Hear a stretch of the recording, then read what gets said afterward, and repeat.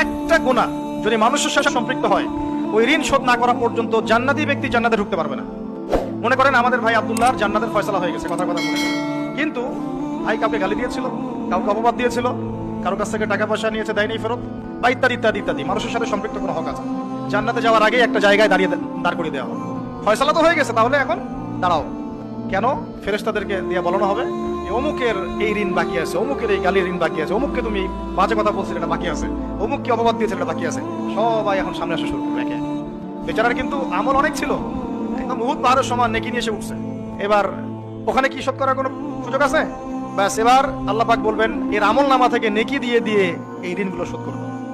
ওই ব্যক্তির আমল নামা থেকে নেকি দেওয়া হবে, যাকে গালি দিয়েছে ওকে, যার বিপদ করেছে ওকে, যাকে অপবাদ দিয়েছে সবাইকে নেকি দেওয়া হবে। দিতে দিতে দিতে নেকি শেষ যদি হয়ে যায়, তখন না, নেকি শেষ হয়ে গেলে ওদের গুনাহ আবার ঘাড়ে চাপানো। আল্লাহ রাব্বুল আলামিনের বিচারে একদম সূক্ষ্ম।